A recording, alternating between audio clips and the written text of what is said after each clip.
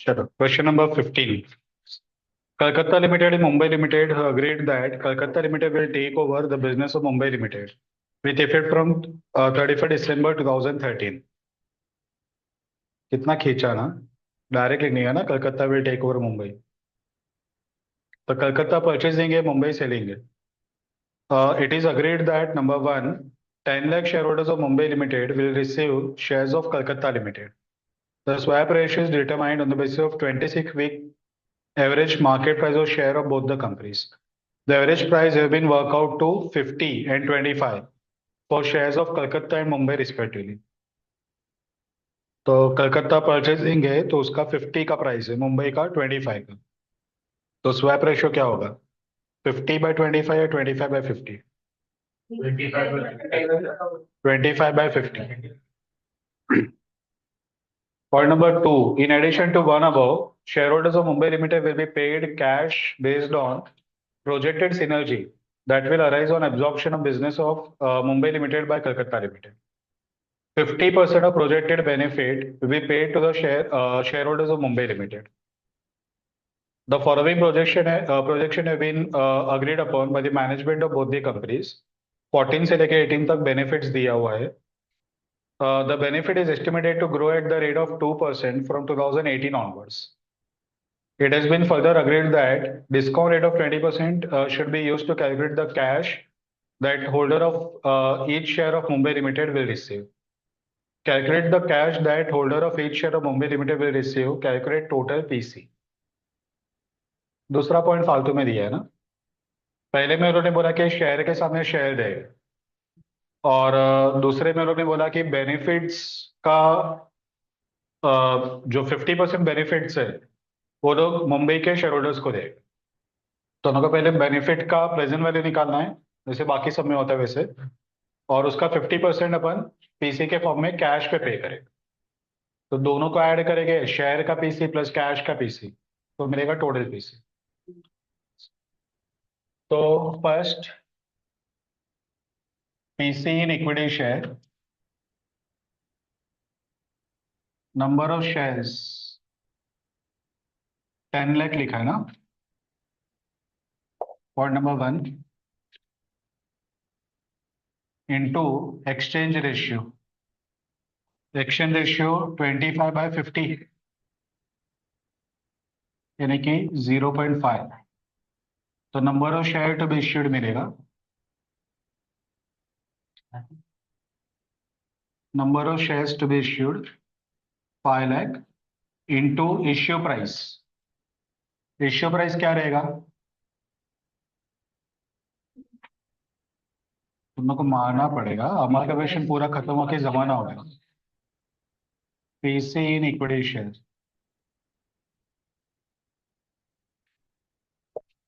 2,50,000 होगा ना, नहीं ये 2,50,00,000. 25 लाख आएगा. अच्छा,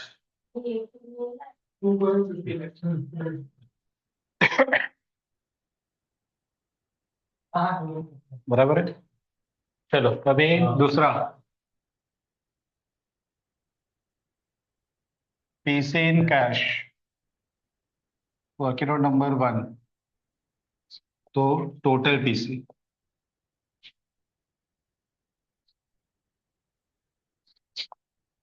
अभी प्रेजेंट वैल्यू ऑफ बेनिफिट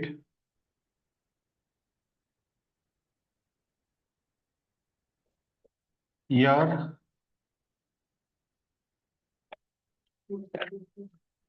14 से 18.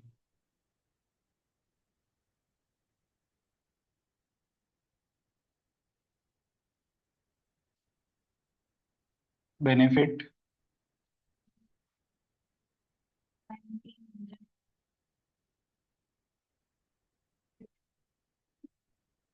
टर्मिनल वैल्यू फाइंड करना पड़ेगा. 105 प्लस 2% डिवाइड बाय 20 माइनस 2.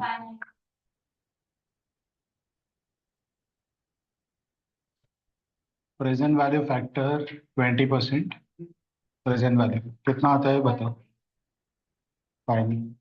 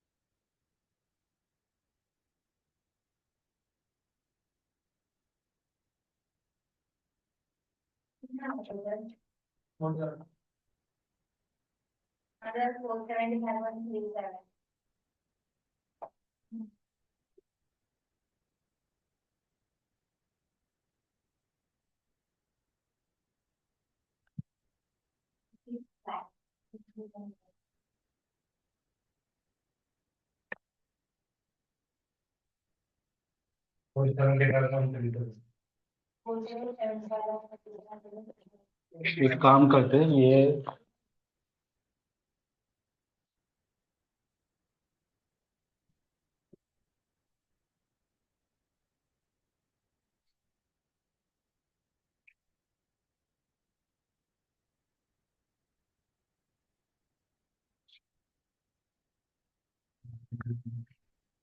ठीक है, अभी देखो वो लोग ने ऊपर लिखा है कि 50% ऑफ प्रोजेक्टेड बेनिफिट वो अपन मुंबई के शेयर होल्डर्स को देंगे। तो cash to be paid equal to 50% of benefit, यानी कि 475.37 इंटू 50%। 237.69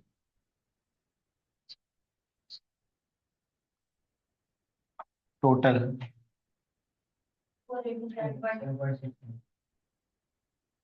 समझा?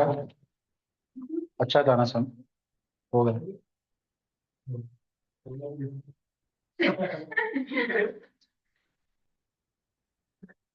तो मतलब नहीं, जो अमालगमेशन में और प्रीवियस चैप्टर्स में वही सेम कंसेप्ट यहाँ पे अप्लाई, सिर्फ उसको वैल्यूएशन ऑफ बिजनेस का नाम दिया।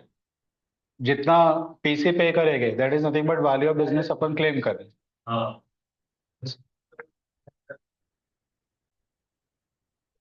Question number 16।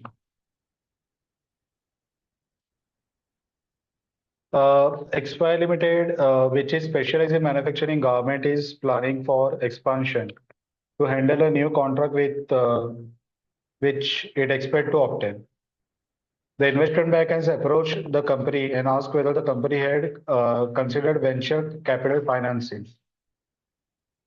भारी भरकम words. Venture capital financing. In 2011, the company borrowed 100 lakhs on which interest is paid at the rate of 10%. The company's share are unquoted and it has decided to take the advice in regard to calculation of value of the company that could be used for negotiation using the following available information. 2015-2016 के लिए 2011 में loan लिया था, data दे रहे 15 और 16 का। तो 2015 में टर्नओवर रहेगा 2000 या तो 1500 या तो 1200 और उसका प्रोबेबिलिटीज दिया है। 2016 में टर्नओवर दिया है और उसका प्रोबेबिलिटीज दिया है। और जो डेटा प्रेजेंट हुआ है ना उसको रीड पहले करने को समझना। 16 में देखो प्रोबेबिलिटी का टोटल ऑलवेज 1 रहता है। तो 2500 का 0.7, 3000 का 0.3, तो वहां पे टोटल हो गया 1 क्यूमुलेटिव प्रोबेबिलिटी का, जॉइंट प्रोबेबिलिटी। परफेक्ट। तो 2000 अगर टर्नओवर रहेगा, टर्नओवर अगर 2000 रहेगा 2015 में, तो 2016 में टर्नओवर आ सकता है 2500 या तो 3000। लेकिन 2015 में 2000 रहेगा तो ये आ सकता है। तो कॉम्बिनेशन जो है वो वैसे ही आगे काम करेगा। अगर 2015 का टर्नओवर सपोज 1500 ही है, तो 2016 का टर्नओवर आइदर 2000 रहेगा या तो 1800 है। ठीक है, तो 2016 का प्रोबेबिलिटी 2015 के प्रोबेबिलिटी पे डिपेंड है। तो 2016 के प्रोबेबिलिटी को बोलते हैं जॉइंट प्रोबेबिलिटी। ठीक है। The companies forecast turnover for the year 31st March 2015 is 2000 lakh, which is mainly dependent on the ability to obtain the new contract, the chance of which is 60%. The turnover for the following year is dependent to some extent on the outcome of the year to the 31st March 2015. तो अभी जो अपन already discuss किया वो यहाँ पे wording में लिखा है कि 2015 का जो टर्नओवर है 2000 है, उसका प्रोबेबिलिटी 0.6 है, यानी कि 60%। और 2016 का टर्नओवर वो 2015 पे डिपेंड है। ठीक है। The following are the estimated turnover and probabilities. बाद में ये टेबल आना चाहिए, टेबल ऊपर चला गया। ठीक है, तो टेबल पहले रीड कर लिया हमने।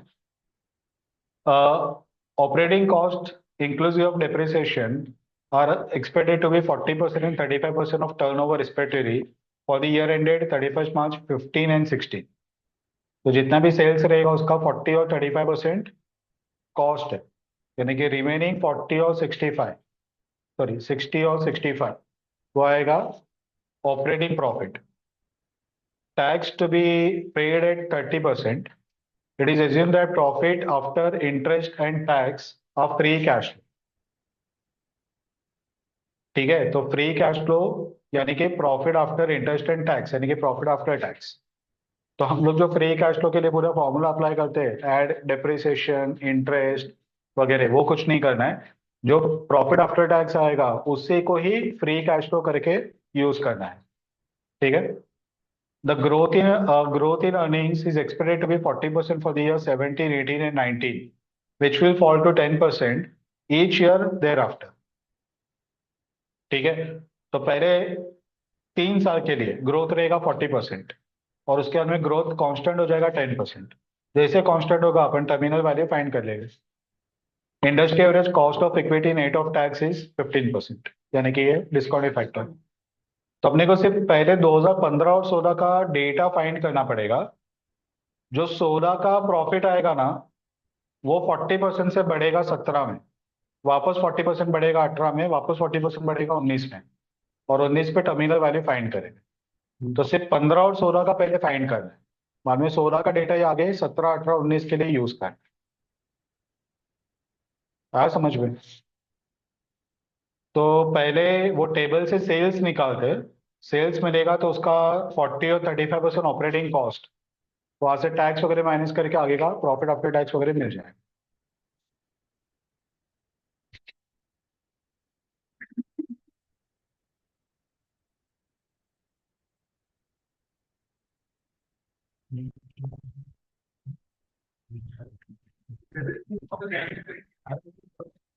डिप्रिसिएशन हाइड करने का वे नहीं है, एड बैक करना चाहिए लेकिन वे नहीं है। और इसीलिए उन्होंने देखो लाइन में क्या लिख दिया है कि profit after interest and tax is cash, यानी कि वापस उस पर डिप्रिसिएशन ऐड बैक मत कर। तो वे भी नहीं है, ऐड बैक करने को गए तो भी कर ही नहीं पाएगा, असेट का वैल्यू ही नहीं। डॉक्यूमेंट नंबर 1, टर्नओवर 2015 का 2000 into 0.6 plus 1500 into 0.3 plus 0.1।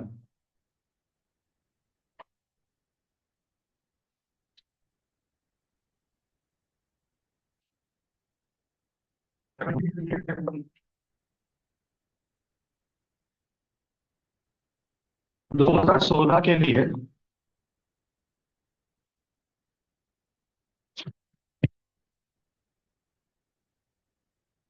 Turnover probability of 2015, probability of 2016, joint probability, expected turnover।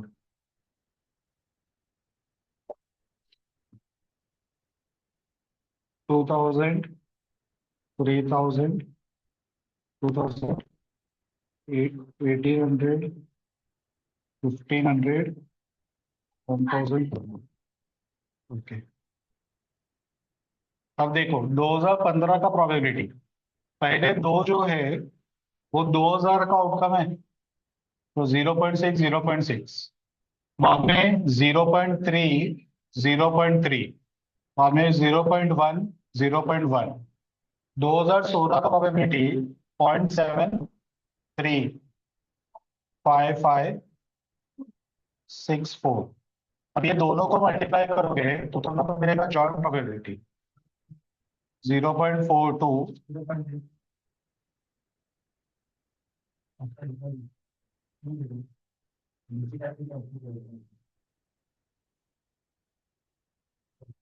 बराबर। अब 2500 इंटू 0.42।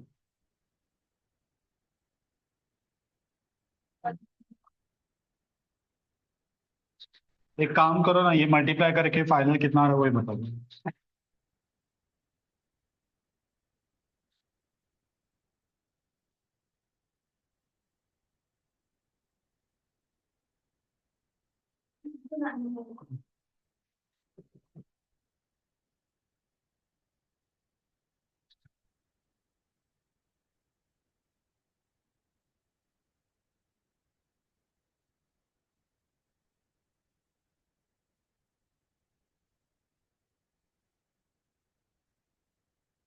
टर्नओवर 2015 का 1770 और 2298 2016 का।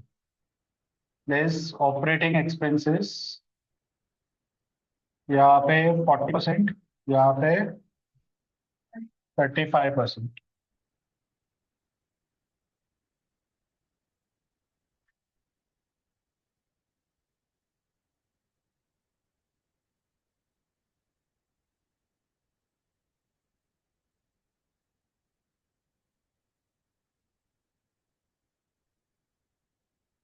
ऑपरेटिंग प्रॉफिट 80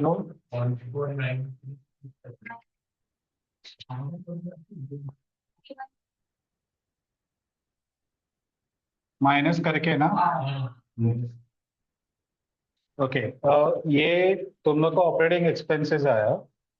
ऊपर देखो तुम लोग को लोन दिया था, 100 का लोन है जिसके ऊपर 10% का इंटरेस्ट कंपनी पे कर रहा है। ठीक है, तो माइनस इंटरेस्ट 100 पे 10%। तो हम लोग को मिलेगा अर्निंग बिफोर टैक्स या प्रॉफिट बिफोर टैक्स। और कुछ एक्सपेंसेस तो किया नहीं। 1052 1483। टैक्स माइनस करेंगे, कितना परसेंट है? 30। तो प्रॉफिट आफ्टर टैक्स मिलेगा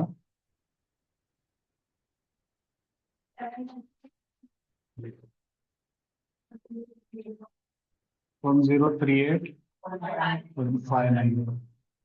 ये अपना कैश फ्लो मिल रहा है। ठीक है, उन्होंने बोला कि profit after interest and tax is your cash flow. समझा?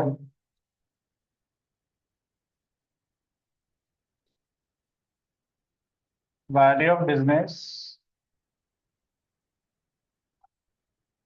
या कैश फ्लो प्रेजेंट वाले फैक्टर कितना परसेंट है? नहीं, प्रेजेंट वाले फैक्टर 15 ना। 15, 16, 17, 18, 19, 19। पहले साल का 736.4, दूसरे का 1038.59। ठीक है।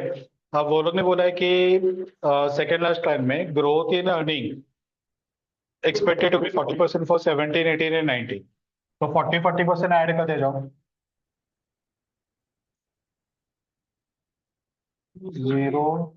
02, 03 ले लो।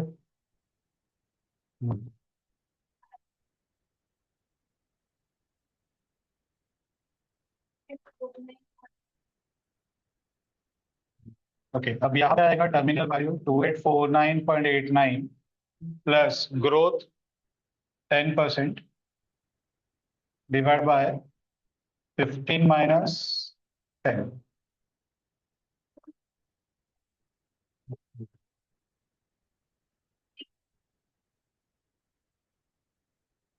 ओके, ये आएगा वैल्यू ऑफ बिजनेस। चलो अभी तुम लोग लिख के पूरा कंप्लीट ही कर दो।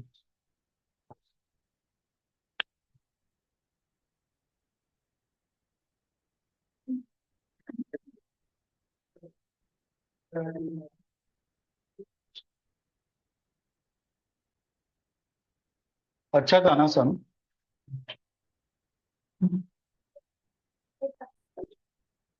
चलो 17। अच्छा, इसका आंसर 36 1।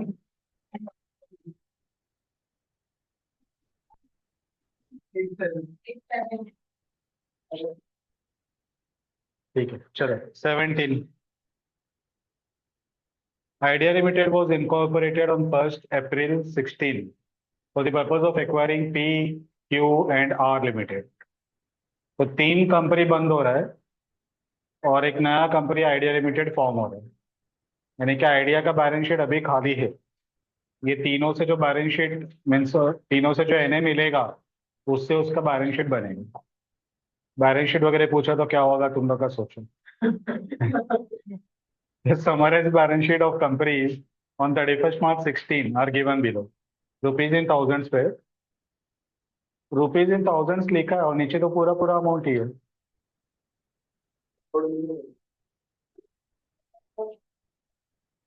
वो रुपीज इन थाउजेंड निकालना पड़ेगा। वो कट कर दो rupees in thousands. Equity share of 10 each, reserve surplus 10% term loan, current liabilities.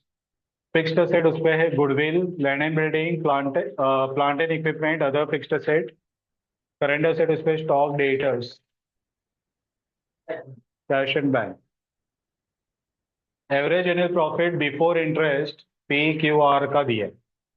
Tangible fixed asset have been valued by professionals on 31st March 16. So land and building, plant and equipment or other fixed asset का fair value given, revalued amount.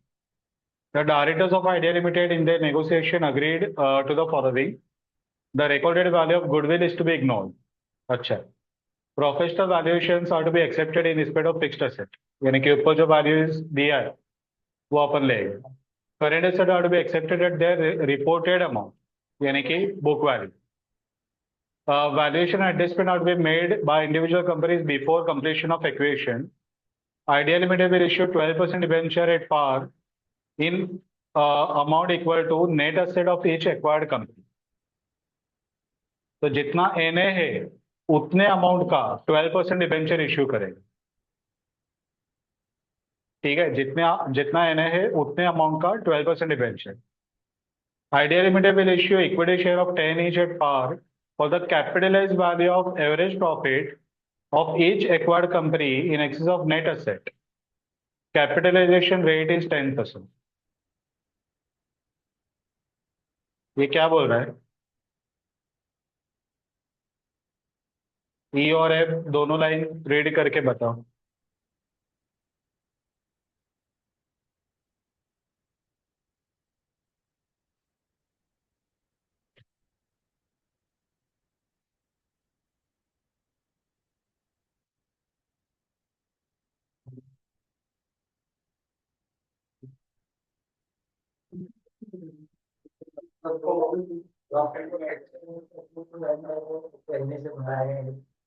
हम्म।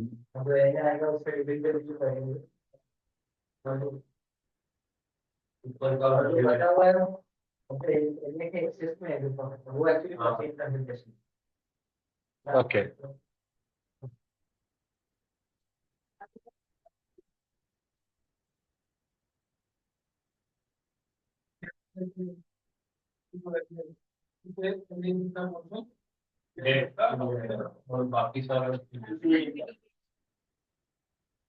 तो profit को suppose capitalise किया और value है 1,50,000 suppose. NA मिला 1,00,000, तो 1,00,000 का debenture और 1,00,000 के ऊपर का जितना कैपिटलाइज वैल्यू बच गया 50,000 उतना इक्विटी। ठीक है, रिक्वायर्ड क्या है? Calculate the amount of debenture and equity share to be issued by Idea to share holder of P Q and R. Calculate the effect of scheme on Q Limited's profitability if Idea Limited earns net profit of 25 lakhs before interest for the year ended 31st March 16. Q के profit पे क्या impact है ये बताना है। अगर idea का जो प्रॉफिट आया बिफोर इंटरेस्ट वो 25 लाख का आया, तो Q को प्रॉफिट पे क्या इम्पैक्ट हो रहा है बिकॉज ऑफ दिस मर्जर, ये अपने को बताना। सिर्फ क्यू का बताना है, पी और आर का नहीं चाहिए। तो पहले तो ये पीसी वगैरह कैलकुलेट करते हैं, बाद में प्रॉफिट का सोचते हैं।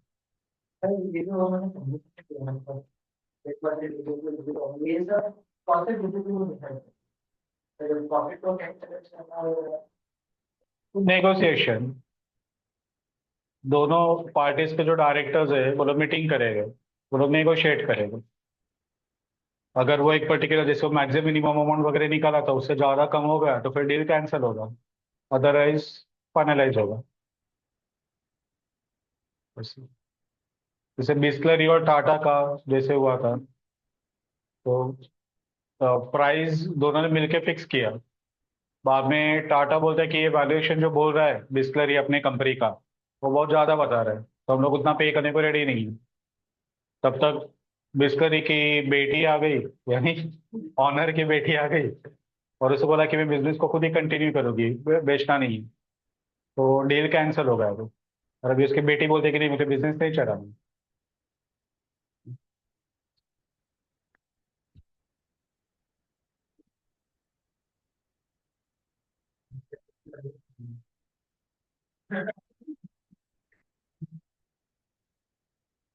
चलो,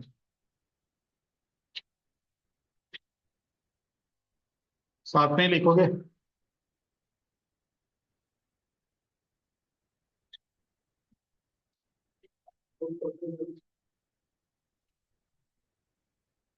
साथ में लिखोगे तो कैलकुलेशन का आंसर नहीं बताओगे ना, जाने दो। जैसे बोल रहे हो वैसे ही बोल रहे हो। ठीक है, चलो।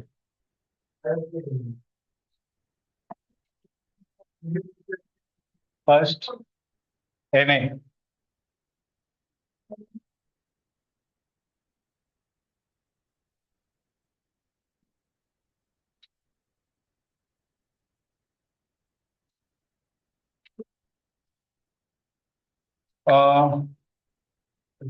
Revise studies of assets,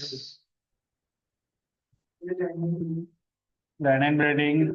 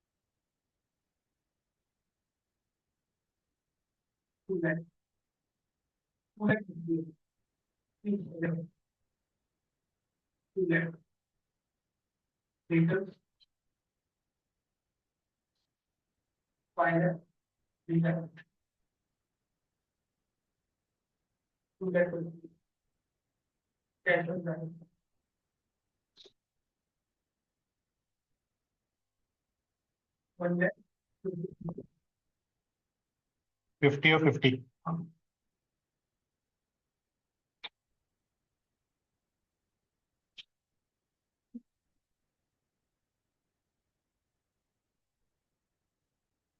liabilities में 10% टर्म लोन,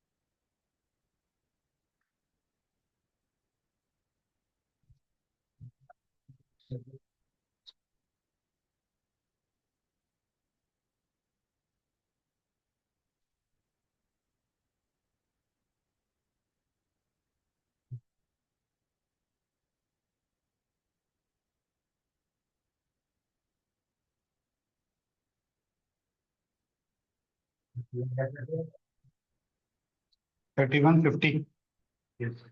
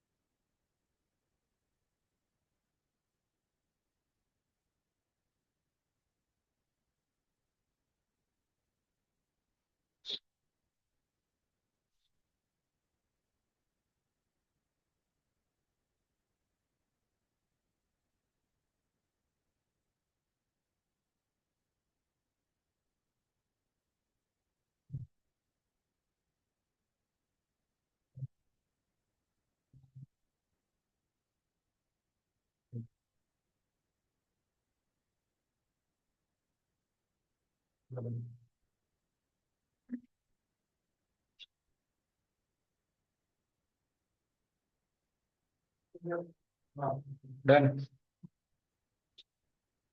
चलो अभी सेकंड, एक नीचे एक जस्ट लाइन लिख दो, देयरफॉर। क्या डिबेंचर का नाम क्या है? 12% debenture to be issued equal to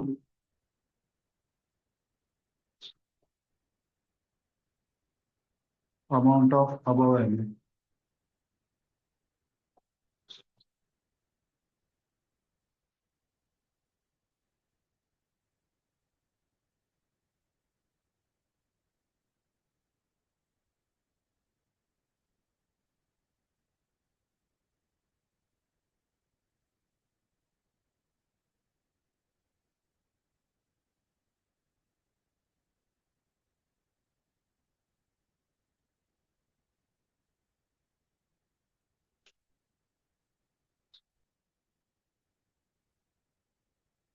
अब PC in equity share to be issued equal to capitalised value of profit minus N. बराबर। तो प्रॉफिट्स दोनों को दिया हुआ है।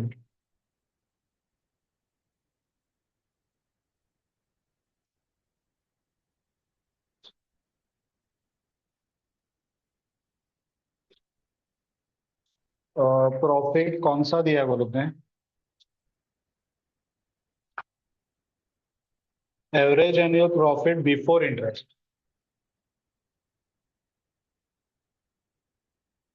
Profit before interest, obviously before interest यानी कि बिफोर टैक्स। 450, 6 लाख, 250। उसमें से पहले माइनस करेंगे इंटरेस्ट। ये 10% टर्म लोन है, उसका इंटरेस्ट आएगा।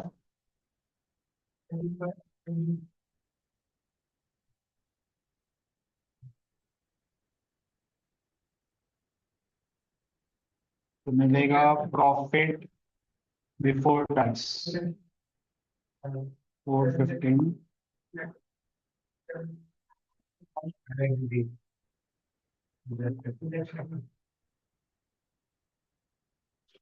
टैक्स कितना दिया है? आई थिंक दिया ही नहीं है।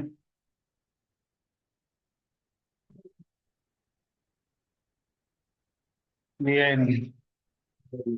Divide by capitalisation rate. कहाँ पे दिया है? पॉइंट नंबर एफ में 10%।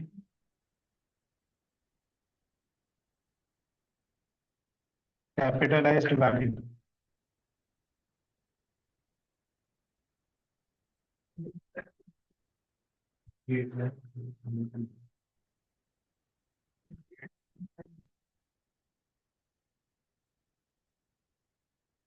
इसमें से माइनस करेंगे एन ए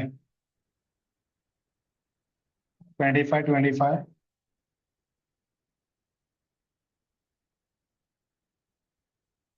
और 3150 1850।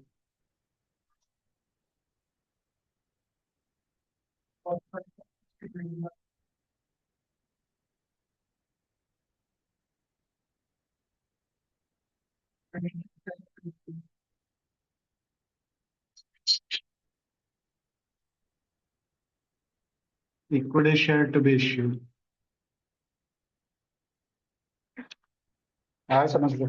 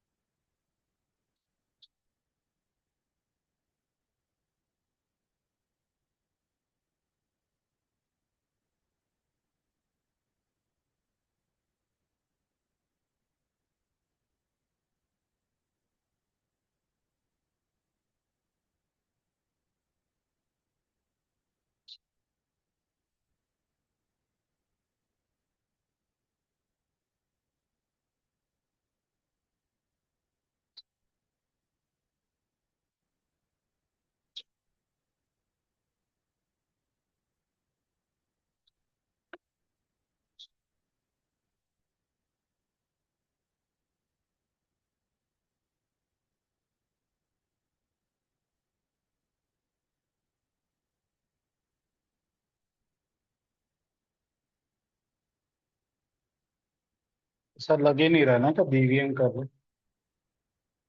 अमालगमेशन।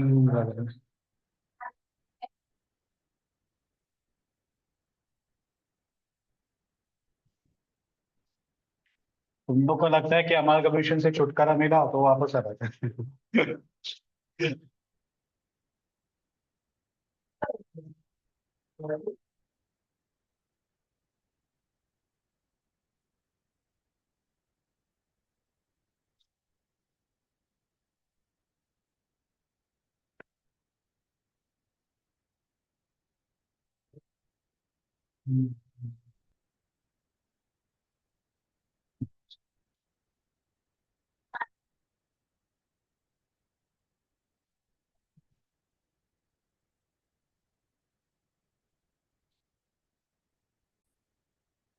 चलो अभी टोटल पीसी। पीसी इन डिबेंचर 25 3150 और 1850। PC in equity share 1625, 2650, 450. Total PC 4150, 58, 23.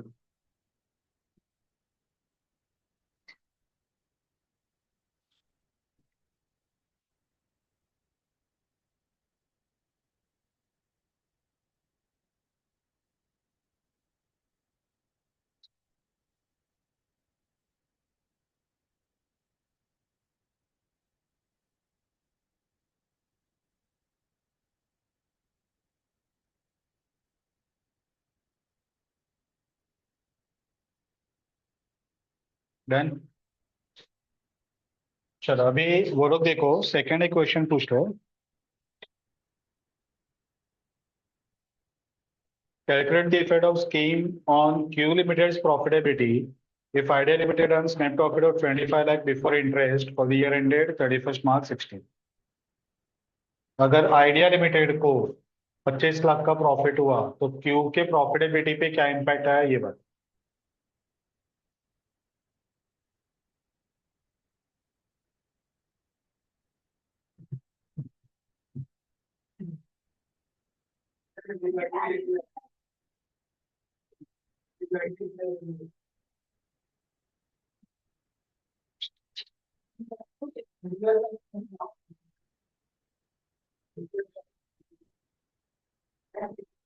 चलो, प्रॉफिट ऑफ आइडिया लिमिटेड कितना प्रॉफिट अर्न किया कंपनी ने। ये प्रॉफिट कौन सा है।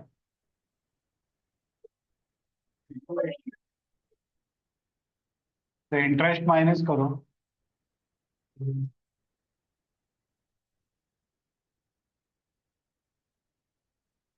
ये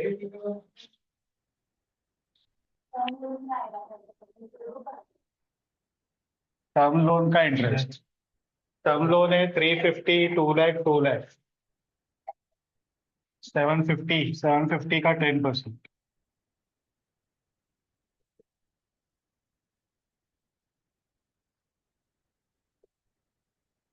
और 12% डिबेंचर भी इश्यू किया ना। ये तीन का टोटल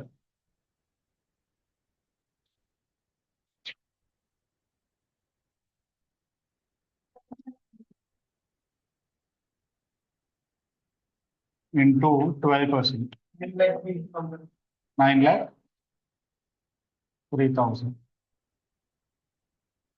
तो profit before tax.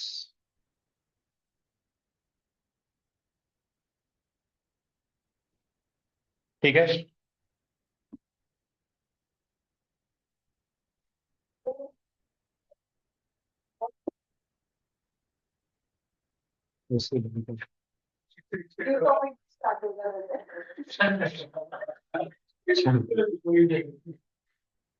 Share of Q limited in about 15,22,000। बताओ क्यू का शेयर कैसे निकाले अभी।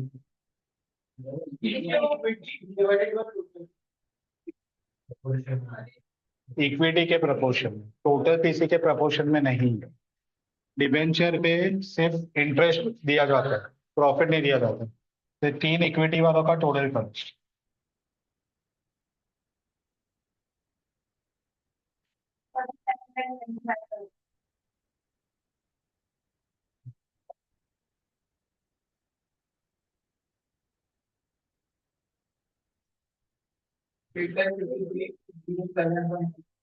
Six zero eight. ठीक है, हिस्सा खत्म नहीं हुआ है। ये अभी क्यू लिमिटेड को आइडिया से प्रॉफिट का हिस्सा मिला। क्यू को खुद को कितना प्रॉफिट हो रहा था वो पहले अपने को इससे कंपेयर करना है। तो अपने को पता चलेगा कि उसके प्रॉफिट पे कितना इम्पैक्ट आया। उसका कितना प्रॉफिट था। 6 लाख तो बिफोर टैक्स था ये 580।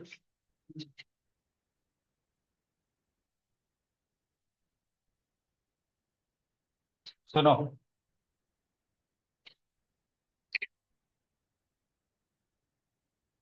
Effect on profit of Q limited.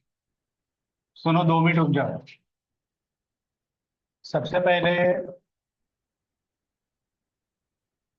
Profit from idea limited, share in profit, ये वाला 853,608। ये प्रॉफिट तो लोगों को मिलेगा इक्विटी से।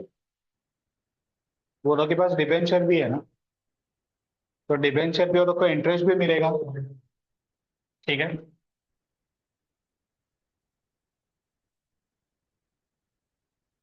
For equity plus interest on debenture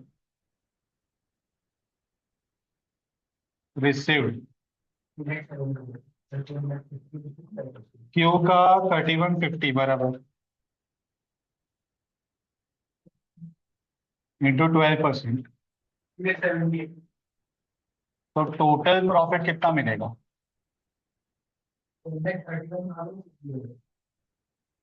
from idea कितना? इसको कंपेयर करो profit of Q limited individually 580।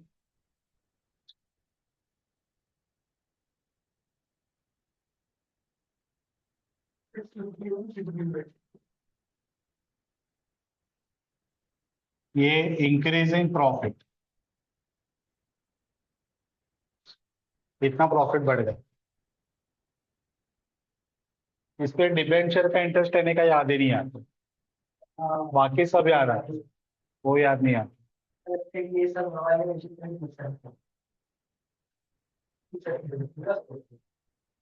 समझ में आया ना? वो मस्त पॉइंट था।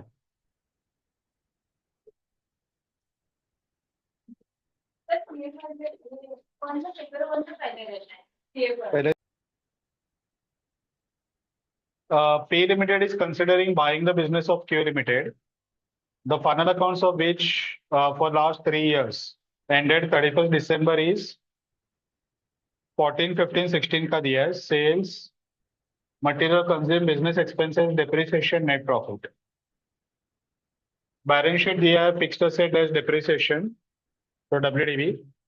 Stock in trade, debtors, cash, prepaid, total asset. Equity share, share premium, general reserve, debenture, creditors, accrued expense, total liabilities. Balance sheet 4 साल का दिया है, P&L 3 साल का दिया है। P Limited wishes the offer to be based upon trading cash flow rather than book profits. Trading cash flow means cash received from debtors is cash paid to creditors and for business expenses excluding depreciation. Together with an allowance for average annual expenditure of fixed asset of 15,000 per year. The actual expenditure on fixed asset is to be ignored. As is any cash receipt or payment out of issue or redemption of shares or debentures. P Limited wishes the trading cash flow to be calculated for each year, 14, 15, and 16. And for this to be combined using weights of 25 for 14, 35 for 15, and 40 for 16 to give average annual trading cash flow. P Limited consider that average annual cash flow should show return of 10% on its investment. You are required to calculate trading cash flow for 14, 15, 16, weighted average annual trading cash flow, and value of business.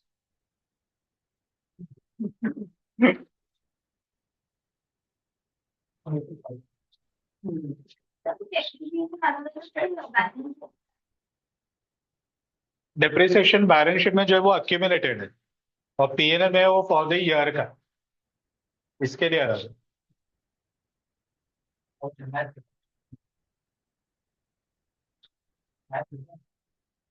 तो बोले कि trading cash flow निकालो, और trading cash flow का definition वो लोग ने खुद दे दी है। वही डेफिनेशन अप्लाई करके ट्रेडिंग कैश फ्लो अपने को कैलकुलेट करना पड़ेगा। तो वो डेफिनेशन एक बार वापस रेडी करते हैं, बैलेंस शीट के नीचे का line. Trading cash flow means cash receive from debtors less cash paid to creditors and for business expenses excluding depreciation, together with an allowance for average annual expenditure of fixed asset of 15,000 per year. Actual expenditure to be ignored.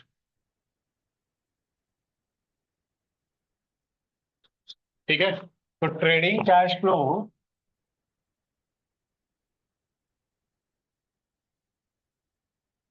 वो लोग बोल रहे हैं कि receipt from debtors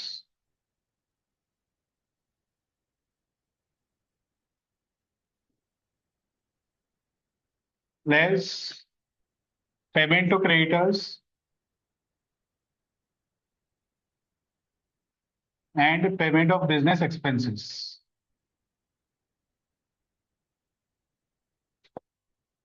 ठीक है, together with allowance for average annual expenditure on fixed asset.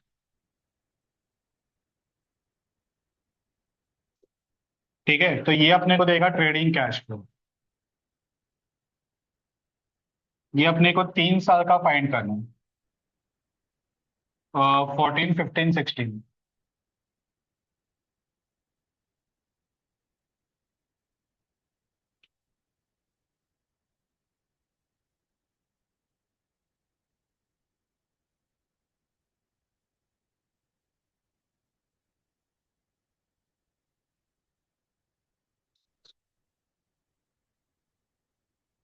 ठीक है, इसमें से एक एलिमेंट उन्होंने बता दिया है, अलाउंस फॉर फिक्स्ड एसेट वो है 15,000। हर साल का सेम है। एक्चुअल एक्सपेंडिचर इग्नोर करने को बोला है। अब अपने को receive from debtors, payment of creditors और पेमेंट ऑफ बिजनेस एक्सपेंस ये फाइंड करना है। 4 साल का बैलेंस शीट।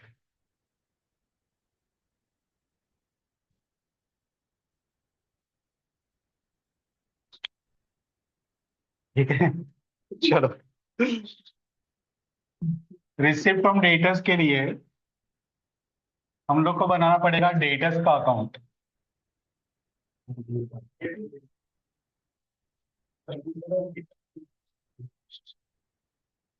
डेटर्स का account,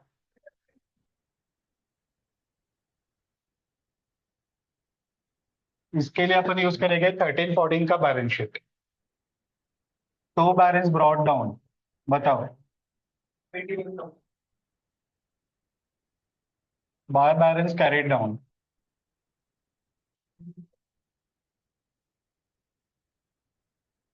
to sales, to 10, 2 lakh.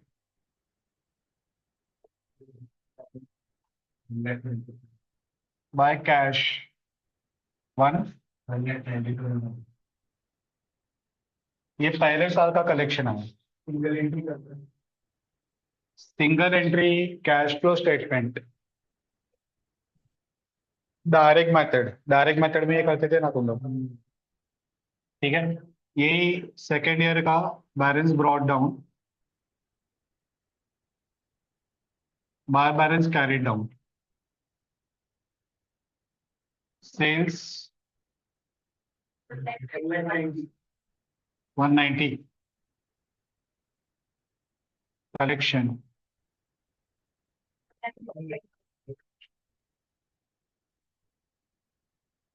1 lakh,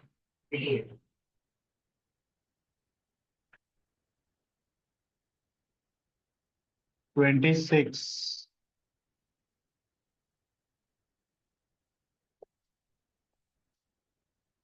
कितना क्लोजिंग।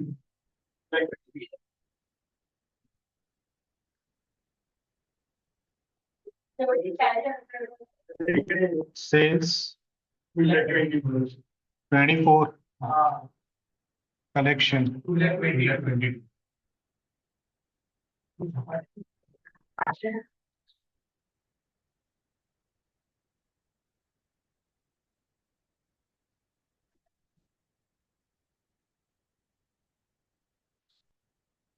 नेक्स्ट है पेमेंट टू क्रेडिटर्स। तो क्रेडिटर्स का अकाउंट थोड़ा प्रेजेंटेशन चेंज कर दे, अभी लॉजिक समझ में आया ना तुम लोग को?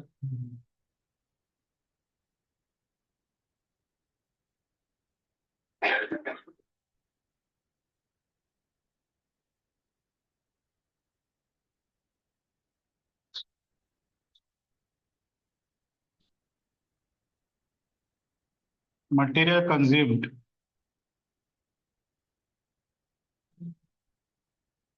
बताओ।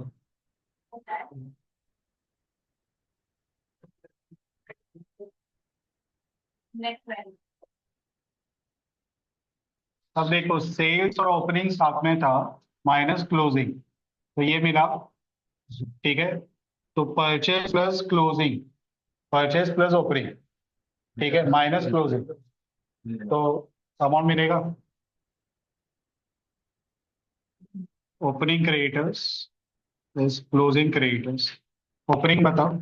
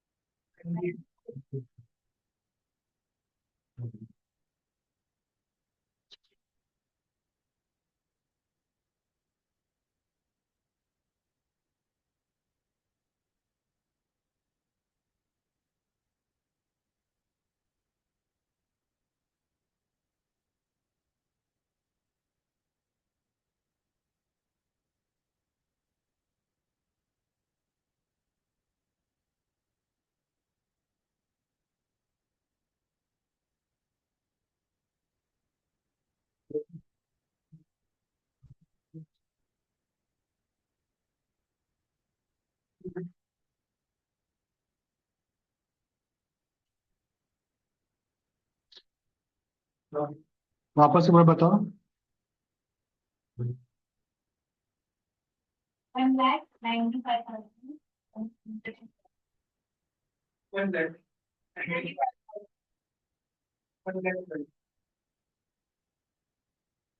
ये मटेरियल कंज्यूम है, परचेज नहीं।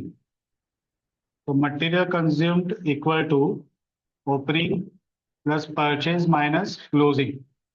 तो ओपनिंग और क्लोजिंग को यहाँ पे लेके आओ, तो purchase equal to material consume, opening यहाँ पे आएगा तो माइनस, क्लोजिंग यहाँ पे आएगा तो प्लस। ठीक है, तो plus closing stock minus opening stock, बताओ। क्लोजिंग स्टॉक 14 का।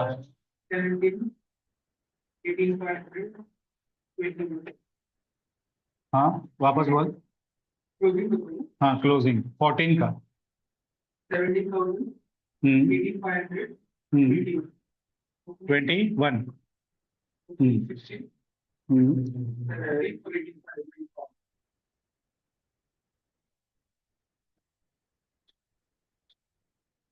ये तुम लोग को देगा परचेस।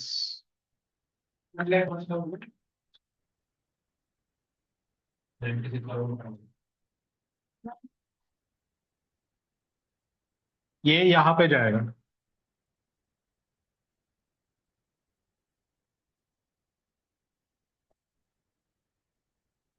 तो purchase plus opening minus closing वो देगा तुम लोग को payment.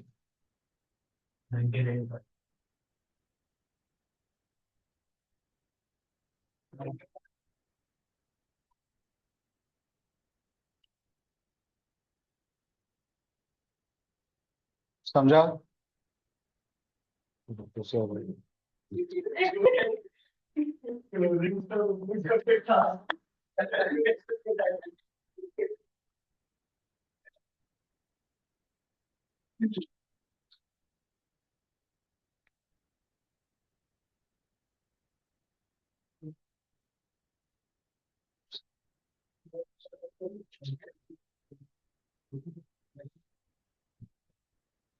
Payment of expenses.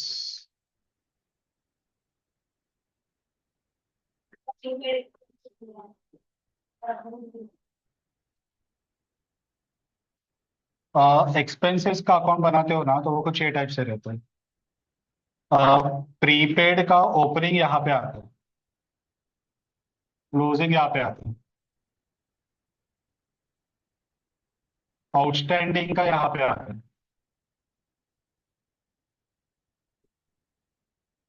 Expense to cash ये पेमेंट होता है, और ये जाता है पीएनएल में।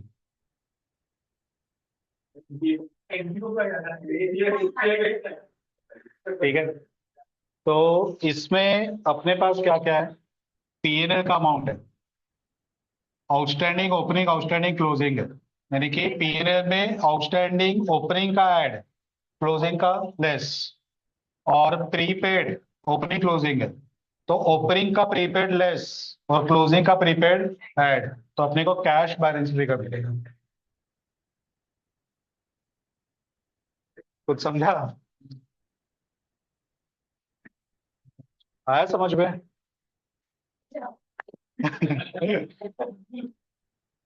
चलो, 14, 15, 16। एक्सपेंस इन पीएनएल excluding depreciation। 80, 80, 82।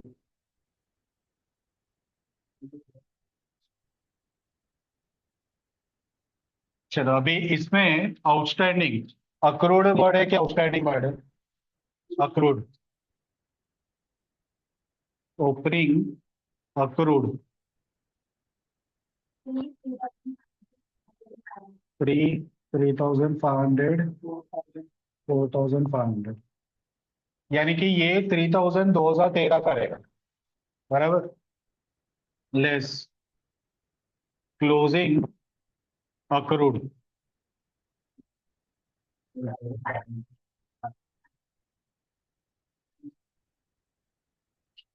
3,000।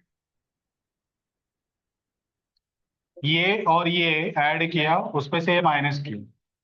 ठीक है, अभी प्रीपेड का ओपनिंग माइनस होगा और क्लोजिंग प्लस हो।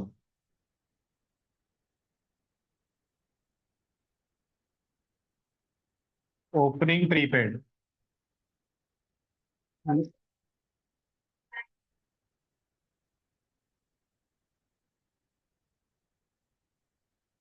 और ऐड होगा closing prepaid.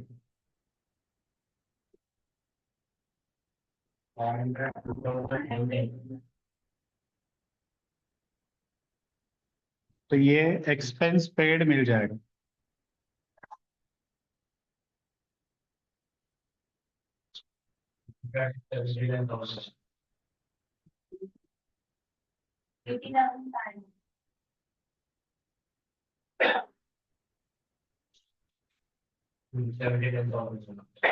Okay,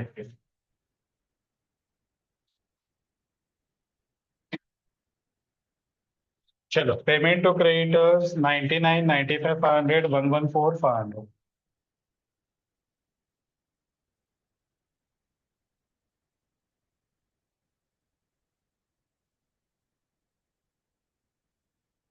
payment of expenses 79, 80, 500, 82, 300।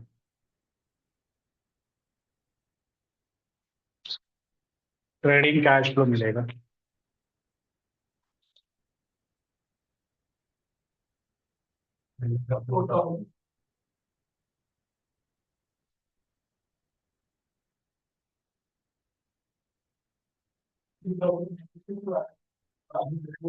3,000 negative.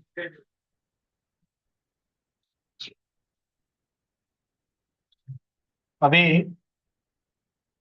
Average trading cash flow, वो लोग ने वेट्स दिया है। पहले साल का कितना वेट है देखो, 14 का। ये 3000 नेगेटिव है तो माइनस करना पड़ेगा। उसका कितना वेट है? 35। और ये पॉजिटिव है।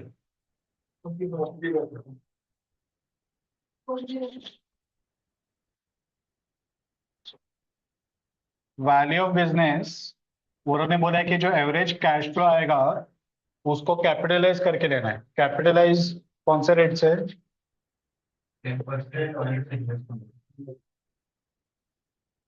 Average cash flow divide by 10%। तो 4030 डिवाइड बाय 10%।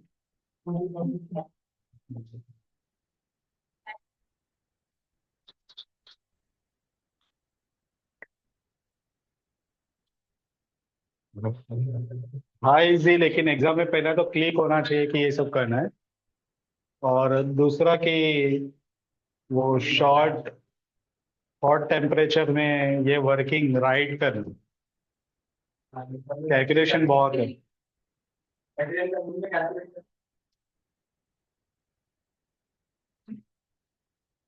पता चला। मस्त सब।